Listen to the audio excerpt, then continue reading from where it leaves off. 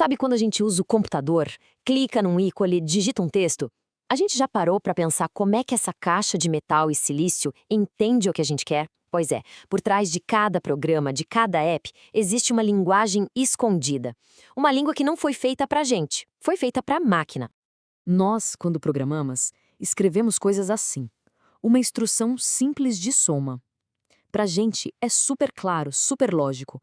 Mas pro processador, isso aqui é, sei lá, grego antigo.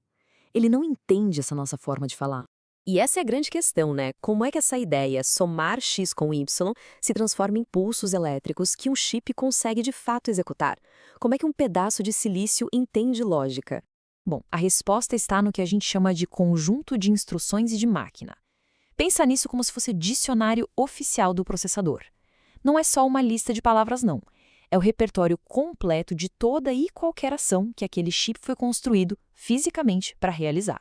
Esse lugar é o epicentro, o ponto de encontro de dois mundos. Para quem projeta o hardware, o chip é um manual de funcionalidades. E para quem programa em baixo nível, é o painel de controle mais direto e poderoso que existe sobre a máquina. É aqui que a mágica realmente acontece.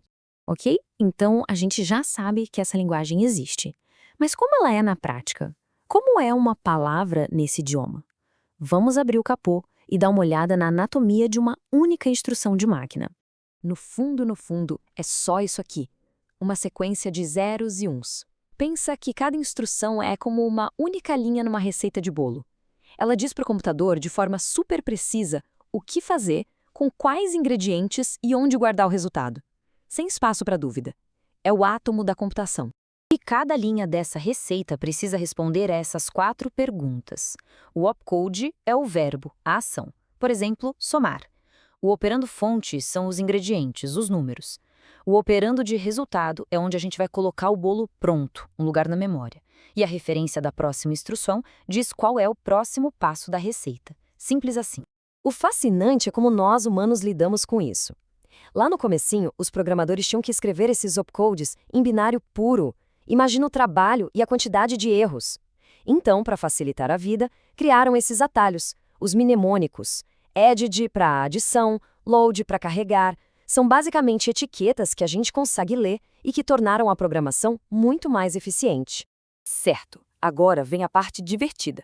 Vamos voltar para a nossa linha de código original, o x igual a x mais y, e ver como ela se transforma, passo a passo, na linguagem que a máquina de fato entende. E aqui está a grande sacada. O processador não consegue trabalhar direto com a memória principal. Pensa que a memória é a despensa da cozinha. É meio lenta para pegar as coisas. Ele precisa de uma bancada de trabalho super rápida, um lugarzinho temporário chamado registrador. Então, o que pra gente parece um passo só, na verdade são 3. Primeiro, load. Ele vai na despensa, pega o valor de x e bota na bancada. Segundo, add. Ele soma o valor de y no que já está ali na bancada. E terceiro, store. Ele pega o resultado final e guarda de volta na despensa. Viu só? Uma linha de código virou 3. E isso já nos leva para uma decisão de design que é fundamental. Quantos ingredientes da despensa uma única instrução consegue pegar de uma vez? Essa escolha de quantos endereços de memória uma instrução pode acessar, nossa, isso impacta tudo. A velocidade do processador, a complexidade do hardware e até o consumo de energia. Olha só, essa tabela ilustra perfeitamente essa questão. Na coluna da esquerda, com instruções de 3 endereços, o programa é curtinho e elegante. Cada instrução é muito poderosa, mas isso exige um processador mais complexo. Já lá na direita, com instruções de um endereço, cada comando é super simples, mas a gente precisa de muito mais passos para fazer a mesma coisa. É o dilema clássico da engenharia, a complexidade da instrução contra o tamanho do programa.